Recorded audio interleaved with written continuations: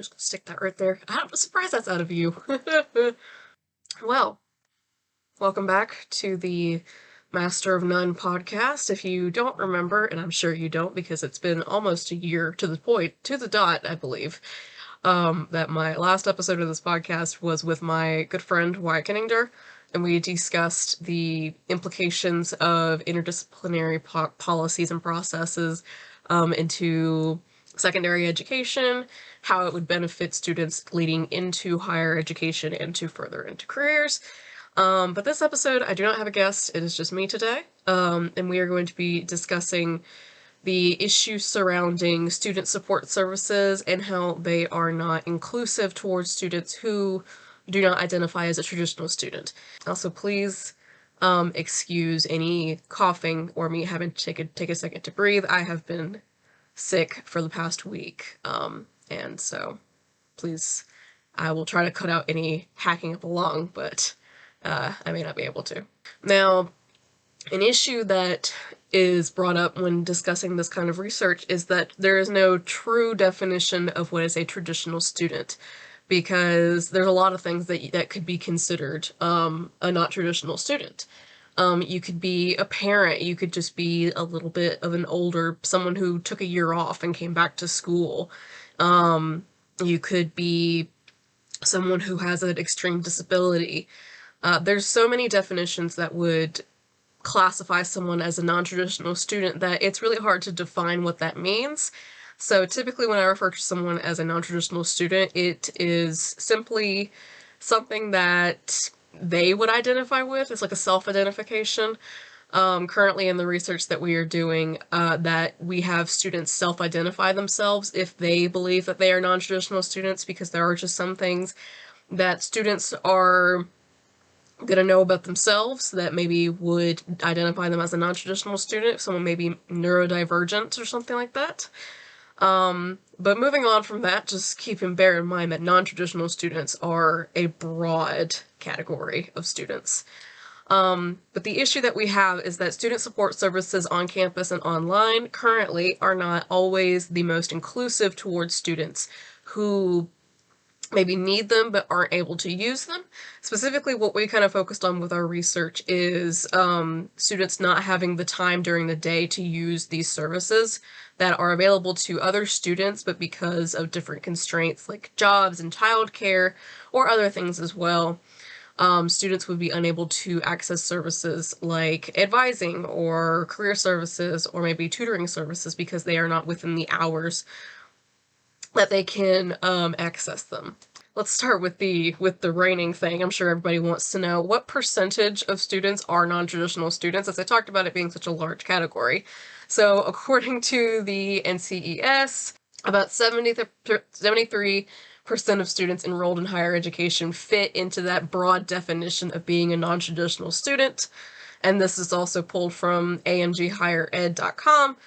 And this was in 2022 was when the statistic was pulled in. So 70% of current higher education students are identified as non-traditional students.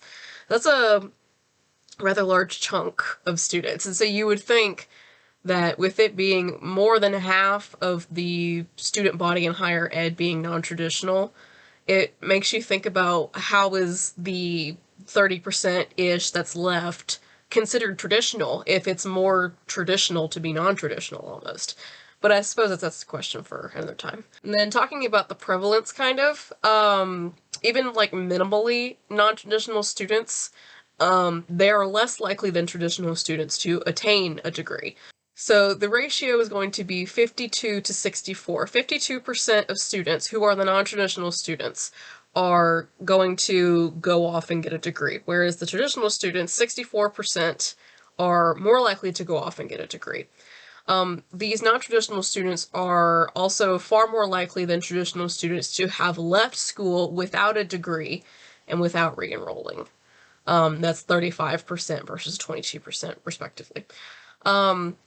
While these minimally non-traditional students, and minimally being like kind of subjective as to what kind of affects them, while these minimally non-traditional students were much less likely to attain their degree objective rather than their traditional counterparts, They fared a lot better than the moderately or highly non-traditional students did. That is, they were more likely to attain a degree more than the people who had further hindering non-traditional aspects.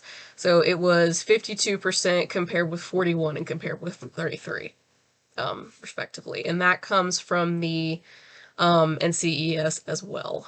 The history behind it, thinking about the history behind what a non-traditional student was, there was a time where being a woman was a non-traditional student. There was a time where being a minority was a non-traditional student. But specifically, something I want to bring up are these barriers to getting a degree as non-traditional students that I feel like kind of transcend history. And the Murray State University has brought up the following barriers to being a non-traditional student and getting a degree as someone who is non-traditional. There was financial struggles. They had obligations to their family that they had to have, whether that meant, having to take care of their families or taking care of children. They were juggling full-time careers or just multiple jobs. There was self-confidence. And then more recently, one of the issues that has become a thing has been the COVID-19 pandemic, which I'm sure we're all tired of hearing about. Nobody wants to hear about the pandemic anymore, but it really made an impact on higher education and sent a lot of people out of school because they couldn't handle the changes and the things that they had to adapt with in college, and they just never went back.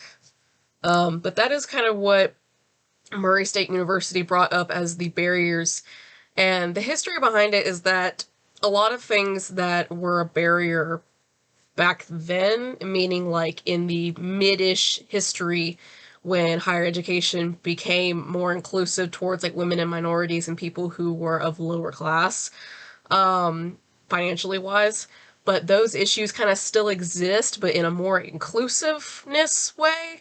People are still having financial struggles, people still having to support their families and try to get an education all at the same time, and some people just can't handle it. Whether it was in the 20s and 30s and a while ago, or whether it's now. These issues and barriers that they had back in the day, they are still here. They haven't really gone away. And then being a South Carolinian, you have to wonder that kind of what reference would this have here in South Carolina?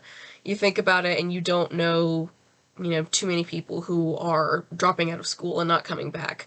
Me personally, I had a roommate at USCB who took a year off of school and came back to USCB and wanted to pursue a degree in environmental conservation, and she wanted to look more into that, but the more she got into it, the more she realized the job she wanted was volunteer work, and she wouldn't be able to make a living off of it. So she ended up transferring out and leaving that school and went to Landrum University, and she's currently pursuing I want to say it's a sort of legal degree where she is pursuing a degree in like environmental law, and she's, I believe, wanting to go off and work for like conservation systems.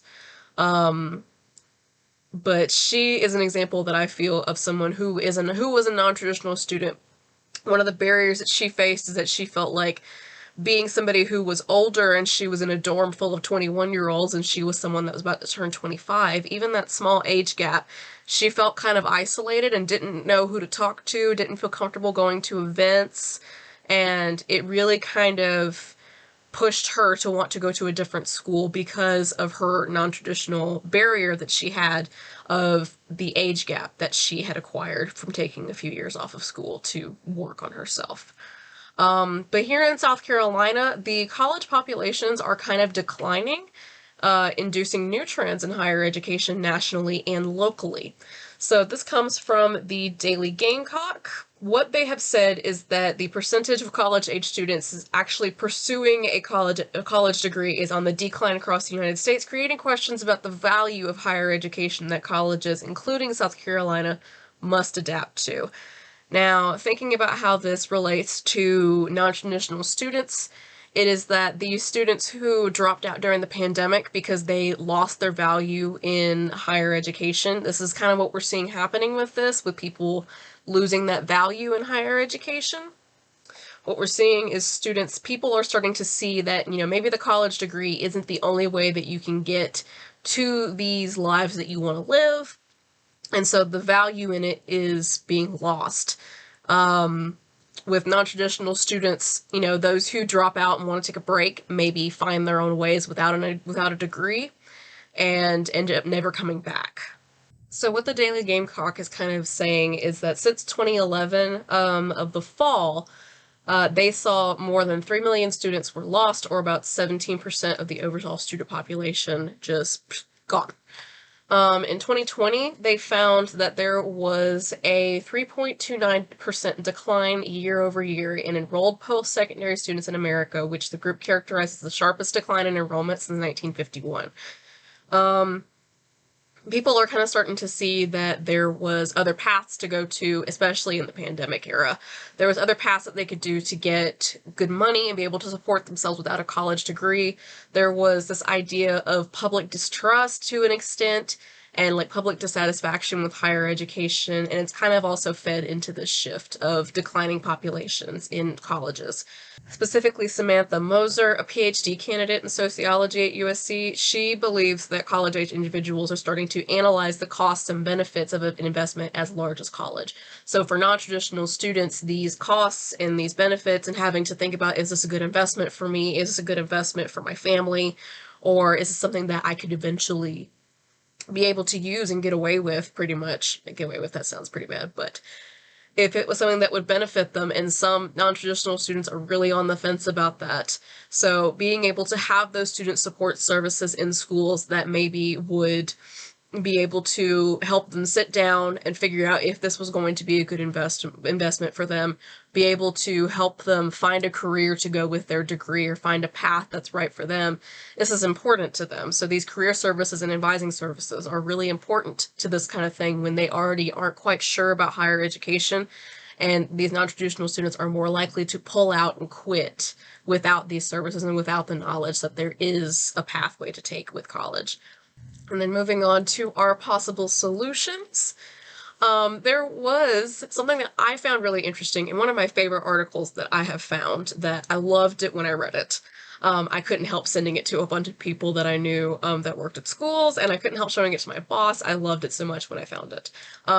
So these, let's see, Gupta and Chen. So this article was from 2022, and it is a peer-reviewed article and it's titled Supporting Inclusive Learning Using Chatbots, a Chatbot-Led Interview Study. And initially, as someone who grew up in the 2000s, chatbots was something that I kind of forgot existed, and I had never thought about using chatbots as something to provide services for students. But the more you kind of think about it, chatbots are robots. They don't need, sleep or pay or anything like that, but they do require a little bit of maintenance to run. But chatbots are something that students can use 24/7 and be able to ask a lot of basic questions maybe they need answers for. It's the same concept using like a switchboard, almost like on a telephone. But so due to the low staff and student to teacher ratios, supporting students has been a major goal in higher education. Research done by Gupta and Chen shows that there are opportunities for inclusive learning and support through the use of chatbots. By using this as kind of an experimental chatbot, they named it Sammy, which I thought was really cute. They interviewed, 215 students at a large public university. They based everything on demographics, and they asked questions that were also demographic-based questions. They asked questions about the course and whether they thought a 24/7 chatbot would be useful to students in that course. And the course that they focused on was a business course at this large public university, and it was just one course. The study kind of found that chatbots could potentially provide opportunities for disadvantaged students, those with varying life environments, and students with different learning styles. The potential limitations that were kind of found was the need for training and the kind of loss of the emotional response, which is very understandable. Sometimes it's a lot of people find it frustrating to talk to robots or automated voices on the phone, and they don't appreciate having questions being answered by a robot sometimes. But for the convenienceness of it, it's a question of kind of what matters more and what would go better. Artificial intelligence is, of course, still under a lot of study, and it would need a lot of time and effort put into it to create it. But with students being able to get these questions answered from the chatbots, these easy questions answered at odd times, and being able to immediately get these answers is something that would be really valuable to non-traditional students. But the study proves that students are needing and looking for other opportunities for inclusive support for non-traditional students.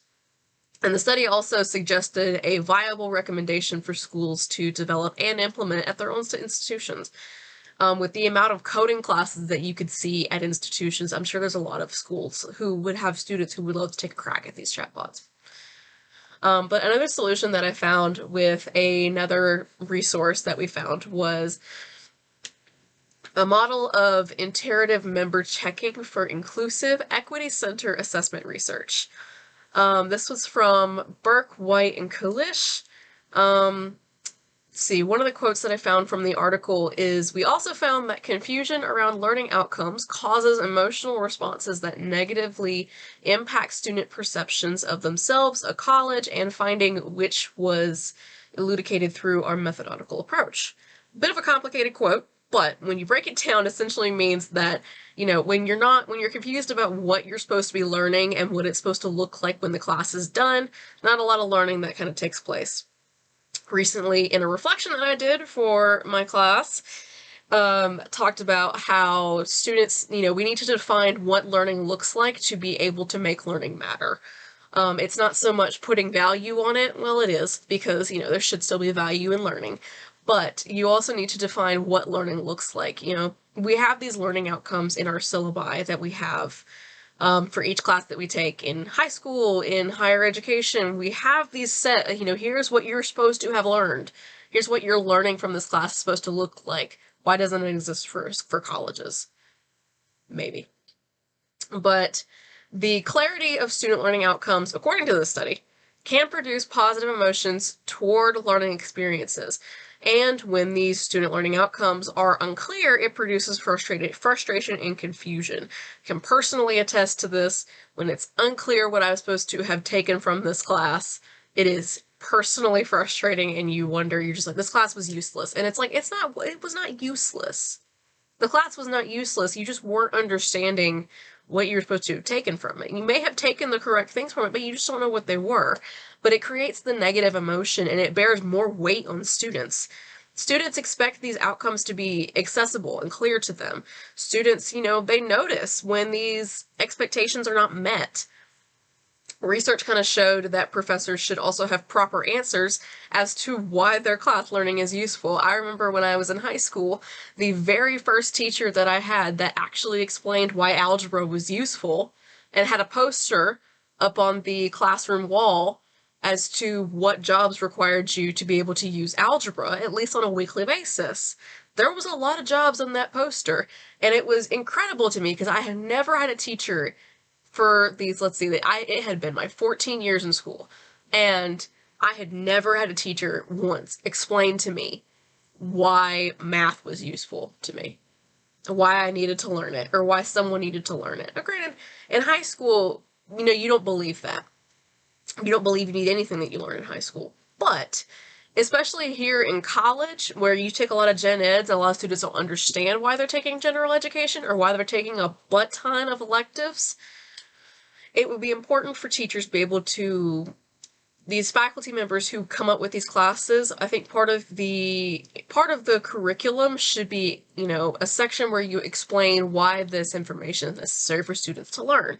And not just, well, it's required for their degree program. No. Why is the information that you are teaching them important to them? Like, if it's important to their degree, why is it important to their degree? What makes this information important? That's what people want to know. If teachers can't answer this question, students, they kind of lose their motivation and purpose in their learning. Because it just becomes all right, I've learned it long enough to pass this test, this class, check, move on. And that's not something that you want to have in your degree program.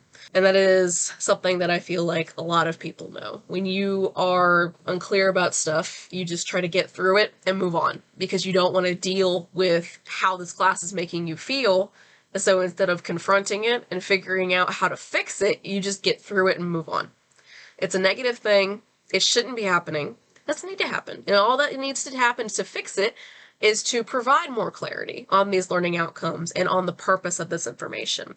You don't want students to lose the intentions of the class through this lack of transparency, and it just leads to lack of purpose in their overall college experience. It makes students feel like their degrees are useless. Like students who don't understand, why would you get an English degree? Why is that useful to you? Explain to them why it's useful. If you're a writer, your English degree helps you find references to what, writing styles you like. It helps you to be able to write better, to understand how things look through different lenses. It's important. Apologize for the pause. We have acquired a friend.